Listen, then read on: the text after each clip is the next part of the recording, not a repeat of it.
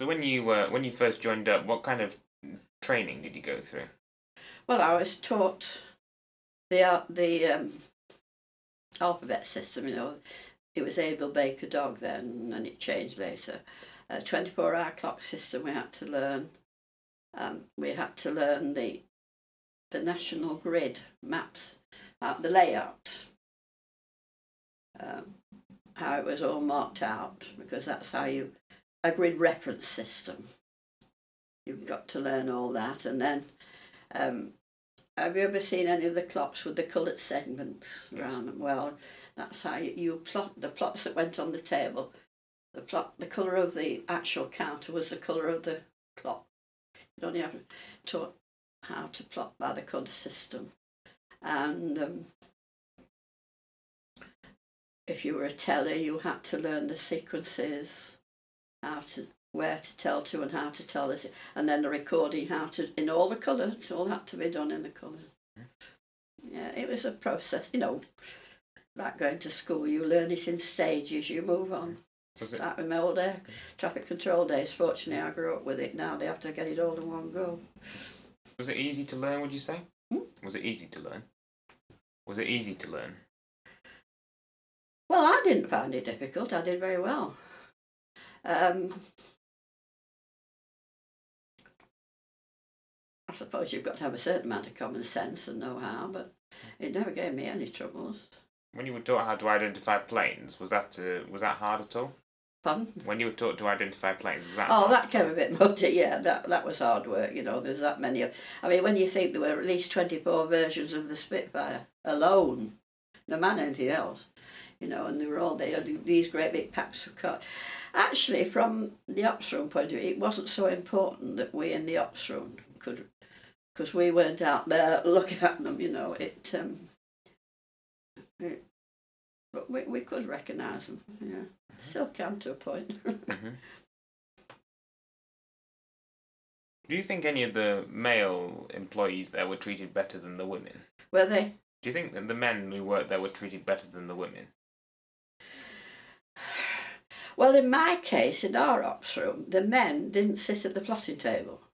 They just stood around and supervised. It was like having a corporal and a sergeant. I don't know if you've got any experience of this, but the corporal was the floor supervisor. He kept us all in order and organised the breaks. I mean, he knew what had to do it, obviously. And the sergeant, he was on the upper deck. He was the next boss up. And then you've got your duty controller, who was the overall man in charge. They all knew how to do it and what to do and when. But I can't say I ever saw any of them all round our plotting table. You know what I mean? It was the girls who did the plotting. But they knew they had to know how to do it, of course. Did it get very busy working there? Oh, yeah, it could get very busy. So when you joined up, were you taught discipline and that sort of thing? Oh, yes. We didn't have military police like the RAF or the Army of our own. We were expected to wear our uniforms properly and respectfully, but we did come under the jurisdiction of the RAF military police. I remember walking down the promenade with my mother one summer day, and I remember exactly where it was. It was on the land side opposite the Midland Hotel, going past the railway station that was, and I'd got my hat on, but my tunic was on my finger there, and I met 2 6-foot+ Royal Air Force policemen coming head on. My mother walked away in disgust because they stopped me. So after that, to make sure they could pick and tell us to dress properly. So what was the dress code exactly? Well, we wore the women in the ops room all wore skirts and a battle blouse,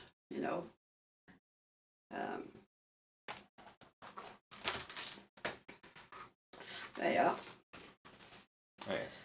And RAF collar and tie, black shoes. Now I couldn't wear the issue, the stockings either, so I got the dispensation that I either got the Wren's issue or my father's sister's husband would get me American nylons from the Americans of Liverpool and I would dye them. You know, black or grey. And then we had a sort of greatcoat. We didn't have handbags. It was a horrible greatcoat. We got very respectable ones in peacetime. And that was our uniform. And as I say, we had Royal Observer Corps here. This, the Royal Observer Corps. She said, "What's that? What do you do?" What's your best memory of your time in the Royal Observer Corps? Oh, well, I escaped from my mother's immediate thumb, if you like. I remember coming home one day and before I could even get through the front door, she met me and I'm 18 years old and she said, "You have been smoking." And I didn't know how she knew. So I got to telling off from her. But yeah, we had a lot of fun. There was a group of us got together, that girl, and we're still in touch. She lives up at the top end of Scotland. We're still in touch every Christmas and birthday. We used to get off duty at 9 o'clock and escape from the ops room as fast as we could. Because if you crept out at the back entrance you could crawl under. It would be about as high as that television, an opening, and if you could get underneath that, you were practically on the bus station. We used to get hauled back many times by the sergeant because we'd gone off early, because we weren't tied to the operation, you know, we were free, we weren't tied to the operation table at that time. And we'd all get on a bus and we'd come down to the Flora Hall or the Central Pier and we'd go down to see. And of course we were in great demand because nobody knew what we were. So what kind of equipment were you taught to use? Well, how we plotted the aircraft? Well, I've told you what happened on the post. They had this tripod with a plotting table and this middleweight height finder, binoculars and head and breast set. Now in the ops room we had metal plaques. It'd be about that length, it'd be about that wide with a hook to pick it up. And there'd be the type of aircraft. Go and think about it now. Type of aircraft. Whether it was a friendly, a hostile, a fighter or a bomber. And the height of it. And the type. And that would follow the track. Would go the track up the table or down the table or wherever that track went. It went with the head of with the arrow or a heart-shaped one if it was only a sound plot. And that would follow right up the table. And then on the long range board we had little square ones, metallic, because it was an all metallic, everything stuck to the board, with all the same information on. And you could see the tracks coming up to your table. And the floor supervisor would pick the details up and hand you the plat and then you pick that track up. We had mass raids of aircraft. Now that was slightly different. We didn't have individual tracks and to me they were an absolute nightmare. Involving corners and all your posts in that area you were instructed to count. And you'd take a mean average and that big mass had moved down and it was a different system altogether.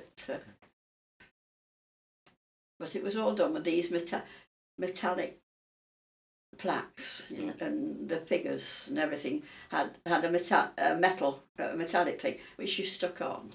You just slide it across the table. Yeah. As your track went up the table, this thing would go with it. Mm-hmm. It's without showing you a photograph, it's difficult, you know. But and then we'd have types, a little type tag. And then you'd have F for fighter, B for bomber, H for hostile, red H for hostile. And all the figures from 1 till 10, all metallic, and they'd all sticked. You'd have rows of them in front of you, you know, and you just get the bare details of that track that flight. Then you got to fill it from your little selection you had in front of you. And you wore a head and rep set, and you'd be connected to 3 or maybe anything from 2 to 4 posts. You'd have 4 lots of people on that line, and then all with identifying numbers, letters and numbers. Hisham post was Queenie 2 in wartime. Queenie 2. It became 25 posts in peacetime, but in the nuclear age, but it was Queenie 2, the Hisham post. I always remember that.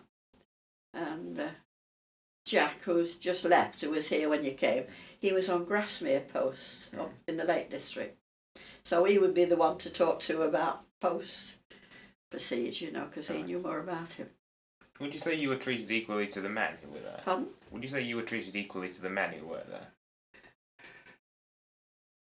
I suppose so in a way, but it wasn't as if we were a mixed ranks. All the girls were just ordinary observers.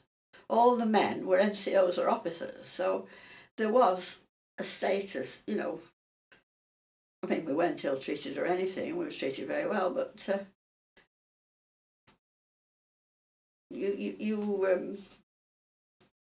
it wasn't till peacetime that we got men in who were just ordinary rankers like the women. Mm-hmm.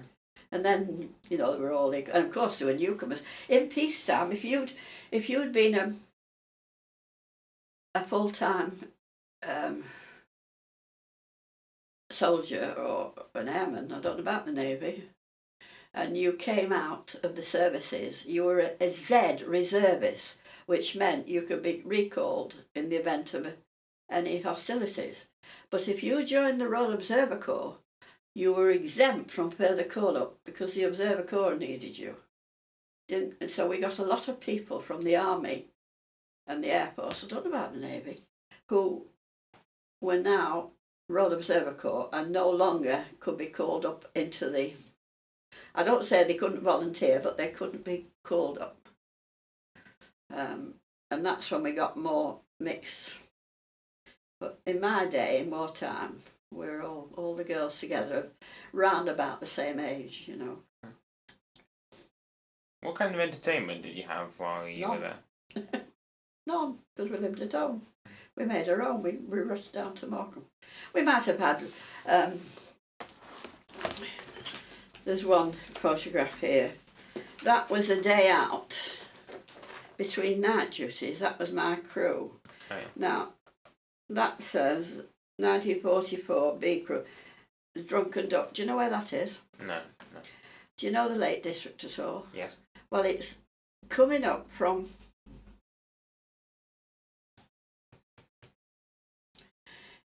It's across the lake from Windermere, I think. I can't remember now. It's it's Tarn House. Mm-hmm. One of the mountain lakes, no. And we walked from one railway station to the next, and we stopped there for lunch in between night duties. So that, you can call that... Oh, yeah. We were taken to an airfield because we had flights. And the first time we went to Royal Naval Air Station at Inskip on the way to Preston. You can see the big radio mast from the A6 on the right going to Preston. And they had Swordfish aircraft. There were Swordfish, old-fashioned, biplane, open top, that flew off aircraft carriers. And as I said, the girls didn't wear trousers, we wore skirts, so we were taken to the aircraft parachute packing shed for demonstration, and then issued with a parachute which we had to strap on and walk across the airfield to the aircraft, which from an onlooker's point of view must have been absolutely hilarious because we had only got skirts on, and you can imagine what it was like. We get to these Swordfish with an open cockpit, poor naval lieutenant there helping two of us in the back. got us into the back of this aircraft. Well, the first thing my companion, we took our parachutes off because we were so damned uncomfortable. And we took off. I lost my hat in the wind. And I don't know exactly now because it's a long, long time ago, but we force landed in a field near Southport. When that naval lieutenant came round the back and discovered we'd taken our parachutes off, he nearly had a heart attack. But that's the first time I ever flew in this Swordfish that used to go shooting off aircraft carriers. Old-fashioned biplane, not like they've got today. And then we used to go occasionally to the airfields across the bay, and we'd have air experience flights there. In peacetime it was different. We'd go to an RAF station for a week and we'd get the whole works, get the lot. But this was slightly different. Did you enjoy those flights? I've flown a lot. I post-war flew away on holiday a lot. But I can't say I'm happy to get 2 feet off the ground. I'm not happy on water. I'm not really happy on water. I'm always more comfortable to be on terra firma.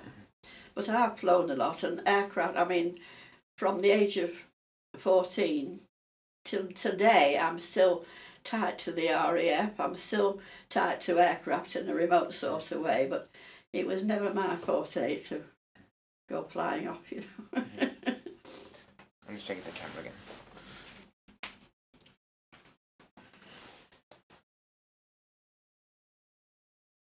So were you paid better in this job than in previous work you'd had?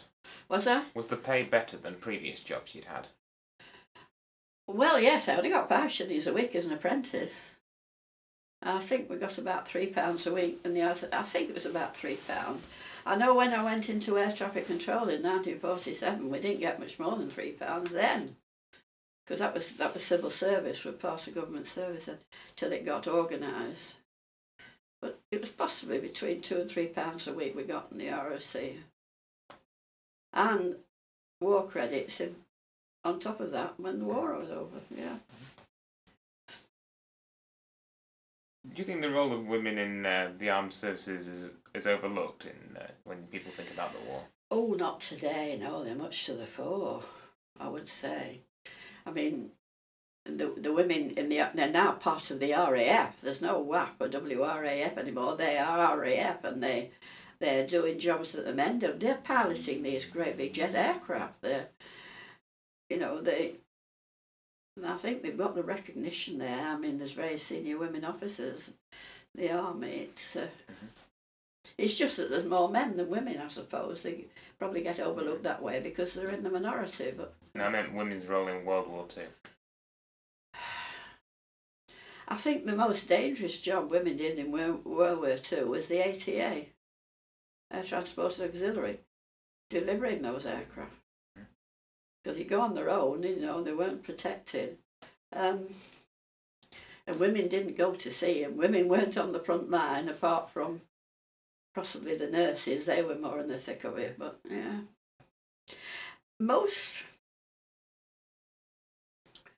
I would say most women, the majority of women in wartime, did the jobs that the men were called up from.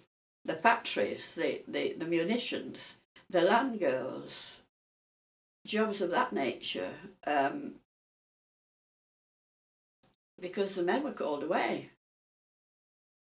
The women who went into the services, I don't think there would be as great a number of those who stopped behind. And I was watching something on television last night. It was an American thing called The War, part of the war anyway. It's on a channel called Yesterday, and they do a lot of this. And it said how many thousands and thousands and thousands of women worked in the armaments factories over there in wartime, which was on a far greater scale. And it was the same here, on a smaller scale. Because the men had gone. The men of call-up age, military age, medically fit, had gone. They'd been called up. So the women stepped in. And of course, women who got young families couldn't be called up, but they could go and do that. Because some of it was on their doorstep, you know what I mean? The children could be looked after or at school. Do you think their war work helped them get more rights after the war? I don't know. It all depends what you did, I suppose. What you see, there were very few women politicians in wartime. Mm-hmm. I think equal pay helped to even things out a bit, but women were always second-class workers from pay point of view. They never got as much as the men, unless you really went up the ladder, and then you outstripped the men. You know, it was either one. There was no middle road. It was either down there or up there. I mean, in the civil service, post-war in the civil service, there was provincial pay. We didn't get as much as people working in London. They had London waiting, what they call London waiting, WWII, GHTING. And it was a long time before provincial pay and London was wiped out. We got equal pay long before in the civil service. It's long before outside the civil service got it. It took 2 years for it to be phased in, but we were on full equal pay when national service stopped. And my boss and I, in air traffic, had to go out recruiting up and down the country. We were offering, how old are you, Thomas? 18. We were offering young men and women of your age and equal pay, taught to fly, pass the medical, air traffic control, and equal pay in air traffic control. And we were selling this. We were mobbed. We were in great demand because we got that much to offer. We even taught you how to fly, so you wouldn't give a silly. Hope you wouldn't give a silly instruction to a pilot. And it took a long time for things to come up, but you were getting equal pay. A girl your age, or even at 17, would get as much as you're getting as a man. Whereas in wartime and just after the war, for a long time, you know, it was different. What kind of did you have better rations once you joined the Royal Observer? No, I was at home. As I said, we weren't fully armed services. We're something just in between. If you look on that certificate of war service, it says Woman Observer, Miss E.P. Harper. You see, I was not we were not the armed services. We were something just below, although we were part of command.